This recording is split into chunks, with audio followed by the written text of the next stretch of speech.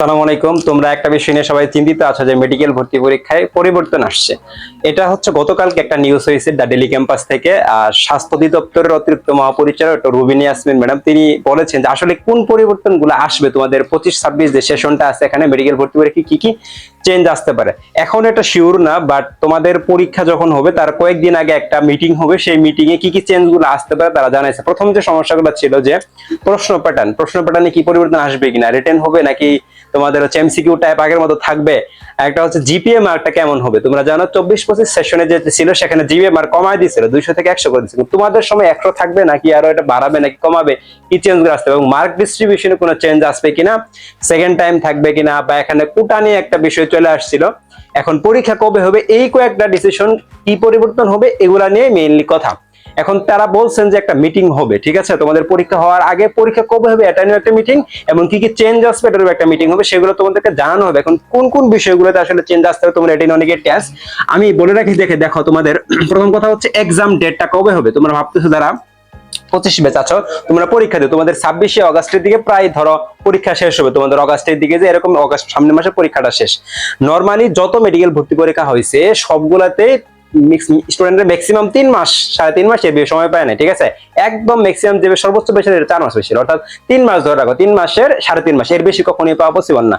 তার মানে আমাদের যদি আমরা একটা তোমাদের পরীক্ষা আগস্টে শেষ হয়, আমরা আগস্টে সম্পূর্ণ বাদ দিলাম, ধরো সেপ্টেম্বর থেকে শুরু হইলো, তাহলে সেপ্টেম্বর মাস, অক্টোবর মাস, নভেম্বর মাস, এই 3টা মাস তোমরা একদম ফুল পাইতেছো। সেপ্টেম্বর, অক্টোবর, নভেম্বর 3 মাস ফুল পাচ্ছ, ঠিক আছে। আর অগাস্টে কয়েকদিন পাচ্ছ, তার মানে এই 3 মাস তোমাদের প্রিপারেশনের সময়। পরীক্ষা ডিসেম্বরে নেওয়ার সম্ভাবনা সবচাইতে বেশি প্রবল, ঠিক আছে। তাহলে পরীক্ষা ডিসেম্বরে হবে, ঠিক আছে, ডিসেম্বরে নেওয়ার সম্ভাবনা সবচাইতে বেশি। এখন ডিসেম্বর তোমরা জানো পরীক্ষাটা হইলে নরমালি সেকেন্ড উইক হয়, যত দেখছি নরমালি একটা মাসের সেকেন্ড উইক মানে শুক্রবারে, ঠিক আছে, শুক্রবার পরীক্ষা হবে। তাহলে শুক্রবার পরে নরমালি কোন শুক্রবার এখানে আমাদের যে আছে ডিসেম্বরের যে মাসটা আছে, ঠিক আছে, 12 তারিখে শুক্রবার, ঠিক আছে, যে শুক্রবার গুলা পড়বো প্রথম উইকে যদি আমরা ধরি 12 তারিখ অথবা 19 তারিখের দিকে, ঠিক আছে, 19 তারিখের দিকে, তাহলে 12 তারিখ অথবা 19 তারিখ, ঠিক আছে, এগুলো শুক্রবার করে দেখবা যে এই দুইটা ডেটের ভিতরে একটা ডেটে অথবা পরীক্ষাটা হয়ে যায়। আর পিছাবে না, ডিসেম্বরে জানুয়ারিতে যাবে না, পরবর্তীতে আবার নির্বাচন একটা বিষয়, যদি নির্বাচন হয়, ঠিক আছে, তাহলে তখন একটা মানে বিষয় আছে বড় ফেব্রুয়ারির দিকে চিন্তা, ওটা আসলে এত পিছাবে না। তার পরীক্ষাটা ডিসেম্বরে হবে, ঠিক আছে, ডিসেম্বরে সিদ্ধান্ত আসবে এক্সাম ডেট নিয়ে। তাহলে আমাদের কাহিনী চলে গেল। এবার সব তোমাদের যে কোশ্চেন প্যাটার্ন গুলো এগুলা কেমন হবে, ঠিক আছে। এখন তোমরা অনেকে এটা নিয়ে চিন্তিত যে ভাইয়া রিটেন আসবে কিনা, আমাদের সময় আগে তো 100 মার্ক এমসিকিউ হইতো, আমাদের লিখিত পরীক্ষা হবে কিনা, বা এগুলো দেখো প্রথম কথা হচ্ছে মেডিকেলের লিখিতটা আসলে খুবই মানে সম্ভাবনা কম, লিখিত হওয়ার সম্ভাবনা খুবই কম, কারণ লিখিত পরীক্ষায় এটা খুবই একটা টাফ জিনিস মেডিকেলে ভর্তি পরীক্ষায় এসে, ঠিক আছে। কারণ আমরা মেডিকেলে পড়তেছি, এখানে আমাদের অনেকগুলা পোস্ট গ্রাজুয়েশন লেভেল বা আমাদের কিছু পরীক্ষা ওইগুলো এমসিকিউ টাইপে হয়, ঠিক আছে। তো আমরা রিটেন হওয়ার সম্ভাবনা নাই, যদিও আছে তোমাদের 25 বেসে আসবে না। এখন কথা হচ্ছে কি কি চেঞ্জ, যদি চেঞ্জ আসে তাহলে কি কি চেঞ্জ হবে, তোমাদের এমসিকিউ থাকবে, ঠিক আছে। যদি ভবিষ্যতে বা কখনো মেডিকেলে চেঞ্জ আসে, ভর্তি পরীক্ষার প্যাটার্নে চেঞ্জ আসে, তাহলে কি টাইপের চেঞ্জ আসবে, তোমাদের এসএকিউ টাইপের কোশ্চেন আসবে, ঠিক আছে, শর্ট অ্যান্সার টাইপের কোশ্চেন। এই এসএকিউ কোশ্চেন মানে কি, ধরো তোমরা ক নাম্বারে যে প্রশ্নগুলো পড়ো শুধু প্রশ্ন দেওয়া থাকবে সেটার উত্তর, ঠিক আছে, তোমাদের যে কোনো একটা প্রশ্ন থাকবে অপশন ছাড়া উত্তর, এরকম প্রশ্ন একটা এরকম প্রস্তাবনা আসতে পারে। বা হচ্ছে তোমাদের ক নাম্বার টাইপ যেগুলো অপশন ছাড়া প্রশ্ন, ঠিক আছে। এছাড়াও আরো একটা যেটা উচ্চতর ধাপে মেডিকেল আসার পরে আমাদের মেডিকেল এই প্রস্তাবটা যাইতে পারে ডাক্তারদের কাছ থেকে, একটা হচ্ছে এসবিএ, ঠিক আছে, এসবিএ টাইপ অ্যান্সার অথবা ট্রু ফলস টাইপ অ্যান্সার, ঠিক আছে।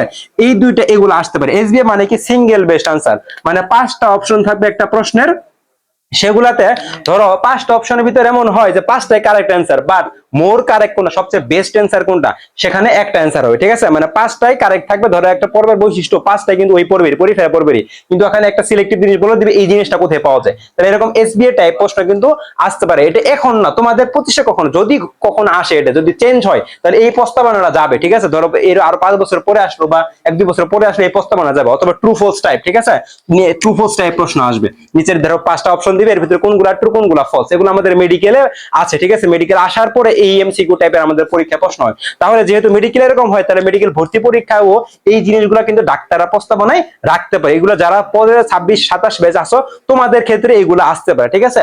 এবং এই পরিবর্তনগুলো যারা 25 ব্যাচ, আমি আশা করি প্রশ্ন প্যাটার্নে তোমাদের পরিবর্তন আসবে না। ওকে, এখন হচ্ছে জিপিএ মার্ক নিয়ে একটা প্রশ্ন আসে, ভাই জিপিএ মার্কটা আমাদের কেমন হবে। আগে তো ছিল এসএসসি এইচএসসি মিলে 200 ছিল, এখন কত আসতে পারে। তোমাদের যেটা 24 বেস থেকে শুরু হয়েছে, এসএসসির সাথে আমরা 10 গুণ করি আর এইচএস এর সাথে 10 গুণ করি, মানে 50-50-100 ছিল, ঠিক আছে, 50 + 50 100 মার্কের।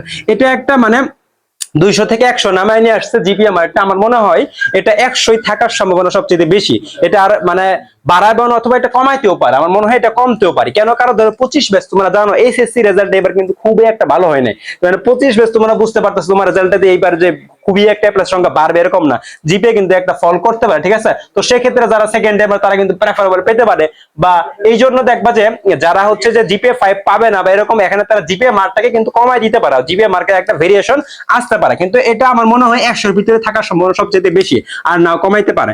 এখন আসলে সেকেন্ড টাইম যারা আছে, সেকেন্ড টাইম থাকবে কিনা, এটা প্রতি বছর একটাই থাকে যে সেকেন্ড টাইম চলে যাবে। সেকেন্ড টাইম আসলে মেডিকেলে চলে যাবে না, সেকেন্ড টাইমটা থাকবে, ঠিক আছে? মেডিকেলে সেকেন্ড টাইম থাকা যুক্তিযুক্ত, মেডিকেলে সেকেন্ড টাইম থাকবে। এবং মেডিকেলের এইবার তো তোমাদের প্রশ্ন সেকেন্ড টাইমে 3 মার্ক কাটা, ঠিক আছে?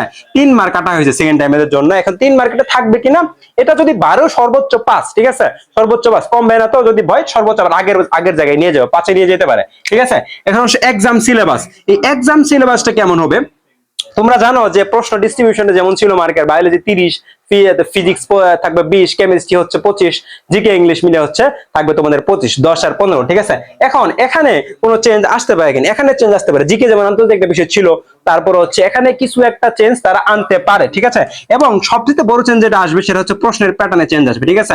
আগে যেমন একটা হ্যাপাজার্টলি দেখবে যে কয়েক বছর ধরে অনুশীলনী থেকে বহু প্রশ্ন উঠাই দিয়েছে, এরকম থাকবে, কিন্তু একটু এবার প্রশ্নের মানটা উন্নত করবে, এবার প্রশ্নের মানটা উন্নত করবো অবশ্যই, ঠিক আছে? এবার একটা টিম গেছিল আমাদের ইয়ে থেকে, মেডিকেল থেকে, সব মেডিকেলের একটা টিম গেছিল, যে প্রশ্ন নিয়ে একটা অভিযোগ তারা জানাইছিল। এখন এই প্রশ্নের একটা পরিবর্তন কিন্তু আসবে এবার, ঠিক আছে?